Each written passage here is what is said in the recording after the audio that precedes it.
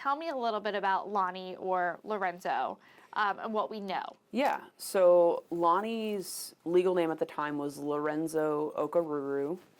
She was known to family and coworkers and friends as Loni Kai. That was her preferred name that she used. She grew up in Saipan, which is an island country near the Mariana Islands, and she had been in the States for a few years at the time of her death. She lived in the Beaverton area with her family and worked temporary jobs on and off prior to her death. And how old was she?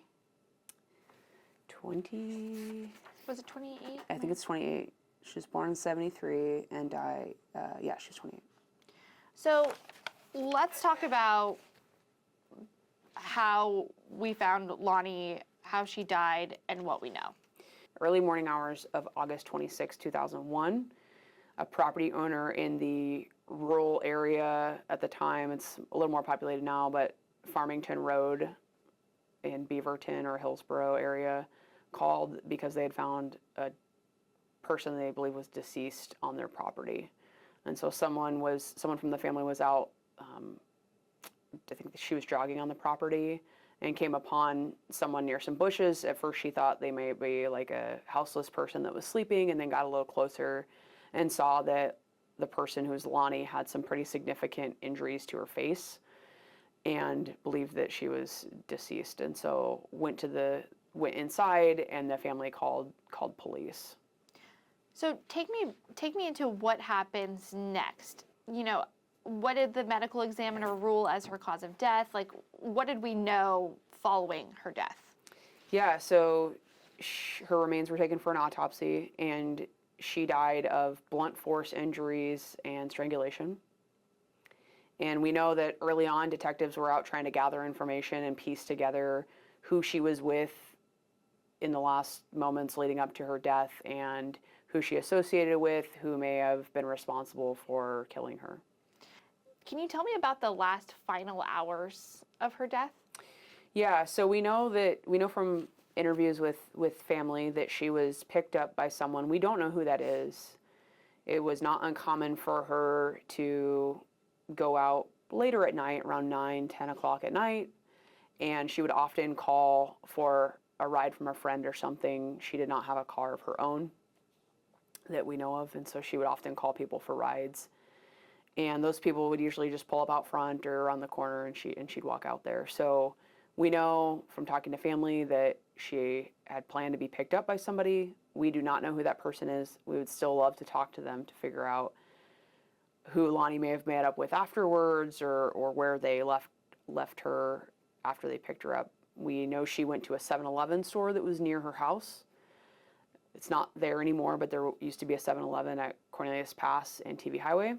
She went there, she purchased, I believe, cigarettes and gum. Seemed to be in good spirits, and then got back into the vehicle that she was picked up in and left. We still don't know. I think we have a description of that. I'd have to look, but we don't know whose car that was or who she might have been with. And then we know, I'd have to check the time, we know that later on into the early morning hours of the 26th, that she had contact with a Beaverton police officer. So she was walking near TV Highway, just east of Murray Boulevard, and she waved down a marked patrol car that was driving past. That officer got out, had a brief conversation with her, but he had someone in his car that he was taking to jail. And so generally the rule with that is unless it's an emergency, we have to keep transporting that person. So he had asked another officer to come to where Lonnie was and to talk to her and see what she needed, basically, after determining there wasn't an immediate emergency. And so the officer that showed up had a conversation with her. It seemed like she wanted a ride was her main concern, and so he offered to help her call somebody so she could get a ride or a taxi, and she declined both of those. I think she just wanted a ride from the officer, and he told her it was too far for him to transport her. And that's the last time we know that she is seen. I believe she was last seen by that officer walking west on TV Highway, so towards the Aloha area. And then around 3 or so hours later is when her body was found. Do we believe that Lonnie was killed there on the side of the highway? We don't know where she was killed. We do not believe that she was killed where her body was found. There's not, the evidence that we found at that scene doesn't match up with her being killed there. We think her remains were dumped there. Lonnie was dressed as a woman at the time of her death, right? She was dressed as female. She presented as female. She had long hair. The initial belief from investigators when they saw her and from the people that found her remains was that this was a deceased female. She was biologically male. So when you guys started investigating this crime back in 2001, when did you guys start to think, oh, maybe this is a hate crime? I think initially that was the belief or an angle of investigation that the original detectives took, just because at that time things were different. Being an LGBTQ person in the early 2000s was not the same experience as it is today. And so I think when we're looking at homicides and motives and why things happen and someone's different or has something that might make them the target of a bias crime, that's certainly something that a good law enforcement officer should look at for sure. And so I think that's a very reasonable path to go down. We've never been able to confirm that, but we also don't have any other reason that we know of that Lonnie was killed. Well, and her death was really traumatic, with the head trauma, and I believe, like there was some hair at the scene that ended up belonging to her. So, I mean, do you think that, or does the investigation look like Lonnie may have known this person, or it could have been just completely random? It's hard to say. Normally, really violent deaths are personal. That tends to be, especially when they involve getting close to someone. When you look at stabbings or beatings or things that are just up close and personal, those tend to have some type of personal motive. Not always, but that's investigatively, that's the case in a lot of cases. And so it's certainly something that we consider and think about is who did she know, and why did someone kill her? What would be the reasons for that? So was the final cause of death, was it the blunt force trauma to the head, or was it strangulation? I think it was a combination. It's hard. I think it was hard to say. She had so many injuries, which injury contributed to her death, but she had very significant injuries. Is it true that her case actually marked the first hate crime in Washington County? I don't know. I've heard that before. I don't know where that came from. Certainly, we've been a county a long, long time, so it's probably not. I wouldn't think that's true. I do know it got specific attention from the LGBT community in Oregon. I know that her death was highlighted in an LGBTQ plus publication, and I know there was a vigil for her. This was all a couple weeks right before 9/11, and I know that believe from the earlier publications that vigil was also kind of a 9/11 vigil as well, but just to highlight this death. And I think the LGBTQ plus community at the time was concerned, reasonably so, with all of the attention that 9/11 got, that maybe Lonnie's case would not be solved or go unworked or unnoticed, just because the whole country was in such a crisis at the time. You guys have gotten several tips over the years too, and even people who have said, oh, I saw her that night before she died, or I saw her with this guy, or maybe even two guys. Can you tell me a little bit about the tips of people who say they believe they've seen Lonnie? Yeah, we did initially. Part of the investigation is our investigators went to some businesses in the area where Lonnie may have been coming from before she was talking to the Beaverton police officer. There were some bars and restaurants in that general direction, and they talked to some people that work there. We were never able to confirm where she was, so there were times where people would say they recognized her, but she wasn't in that night, or they thought she was there, and then we'd check video footage and we couldn't find her on the cameras. So it could have been just a mistake that the bartender mixed up the days. And so we have never confirmed between her house and the contact with this Beaverton officer, besides the 7-Eleven, where she went, who she was with, what she was doing. And we've gotten tips about people that have claimed to be responsible or things that other people in the community have heard.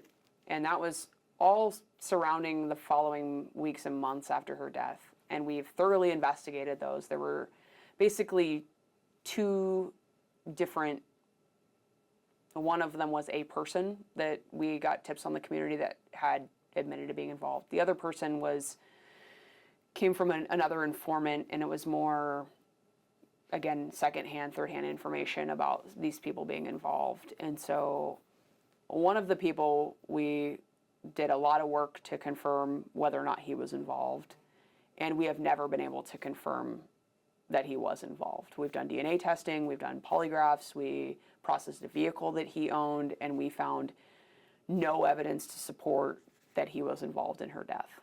Well, tell me a little bit about that. Why do you believe that he believes that he's involved? Like, did he say something, or what made you look into him? Yeah, there were some tips from the community that he was taking responsibility for that, or some rumors going around that he had kind of bragged about committing this murder.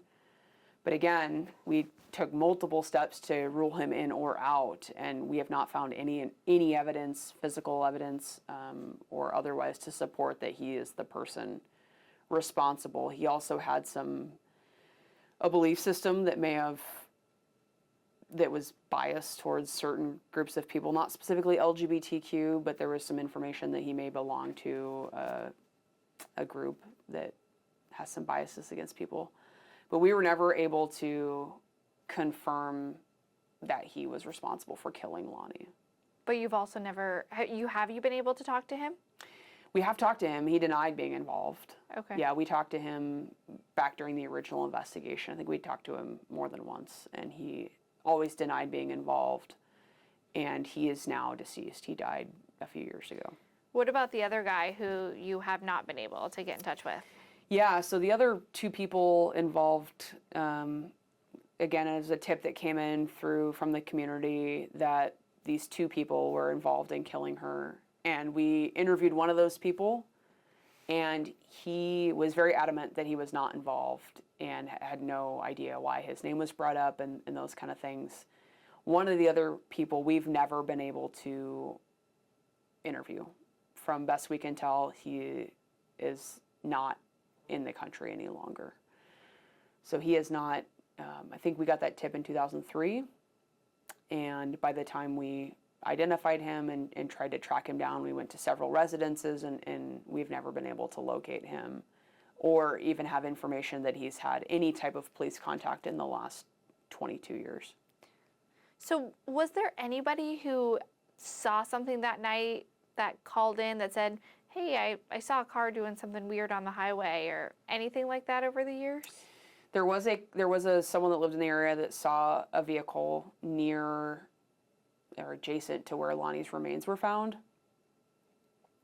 We've never been able to identify who was in that car or what they were doing out there. It stuck out to that person because they drive to work every morning, and usually there's no one out there. Even today, it's reasonably rural. And so they didn't see a lot of activities in the morning, and so to see that in that area and then to find out that there was some human remains found, it stuck out to them. And yeah, we were never able to confirm if that was related or not. Well, and now decades later, where does the case sit today? It is still actively being investigated. I've been doing forensic work on it, working with our state crime lab, and even consulting with a private lab to see about forensic work that can be done. At the end of the day, we don't have any viable suspect information, though, other than if the case is solved forensically. And I just still believe there's more people out there who knew Lonnie. They may have known her as Lonnie. They may have known her as Lorenzo. I'm not sure. I don't have a specific timeline on when she started going by Lonnie, but that's how everyone knew her.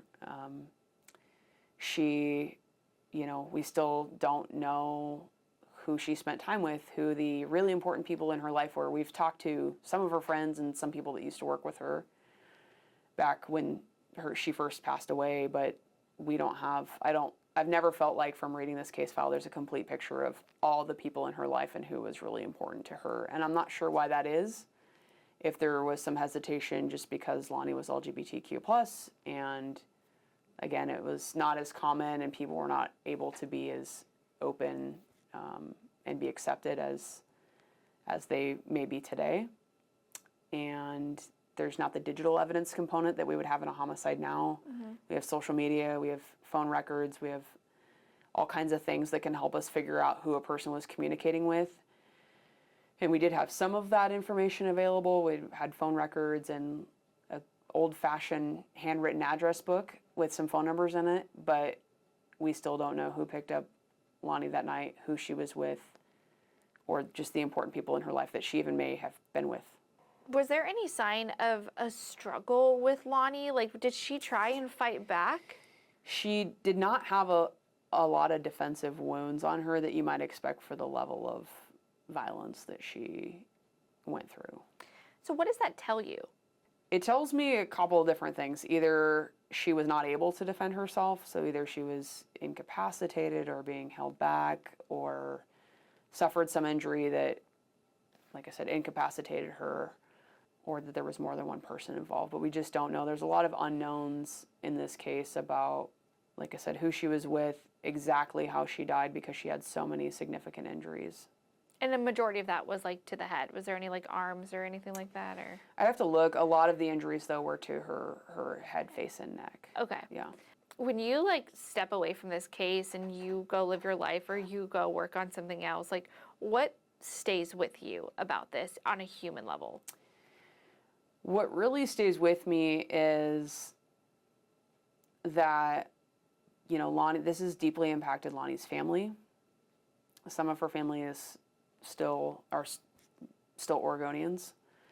Some of her family has moved back to Saipan. I think there's a lot of, in talking to them, this deeply impacted their family. And it makes me sad that we haven't been able to give her family an answer or have an answer for the LGBTQ plus community after all these years. And it's just something I do think about. It stays with me. She died a very brutal death, and I don't think anyone deserves that. And I would love to have an answer for her family. Well, and how do you think that this does impact the LGBTQ plus community? Because I know Out Magazine, like you said, even like did like a whole spread on her as well. Yeah, I just think anytime you have an event like this that impacts someone in a community that you're a part of or that you care about, it can be really difficult. You know, I always think about Matthew Shepard. That's a case that made national news for the way that he was killed, and Lonnie died a very similar death in terms of the brutality of it. And again, we don't exactly know why she was killed, but she was someone that was different, and that can contribute to why people are hurt or killed, unfortunately. And so I think, you know, I think if you're an LGBTQ person who lived here then, you probably remember this, or if you live here now, you probably remember it. And we just, thankfully, we don't have a lot of crimes like this in our community today, but I still think it's important to show that level of commitment to any family, especially to a marginalized family or a marginalized community. How did her friends and family describe her to you? Bubbly, kind of always happy. Just sounds like she was unapologetically herself. Yeah, to live that way, I think is very brave, and especially during a time where LGBTQ plus people didn't have the same rights that they do now. What would you like to see in our story that's different, or that like you don't hear people talking about? Lonnie's family, they just seem like, I don't even know if private's the right word, but they're not the people that are like calling me every week. But that doesn't mean they don't care, if that makes sense. Like, I just think this impacted them so much that they don't want to think about it because it's painful, if that makes sense. Was there ever a point where you got, I believe it was the guy that you were investigating, you spoke to him, did you guys looked through his car too, right? Yeah, we searched 2 different vehicles back in the early couple years of this investigation. Yeah, and we did not find any physical evidence that connected those vehicles to Lonnie. Got it. That's Yeah. what I thought. So overall, I mean, it was a very well investigated case with a lot of time and effort and care put into it in the first few years of the case, and unfortunately, we just haven't gotten that key piece of information.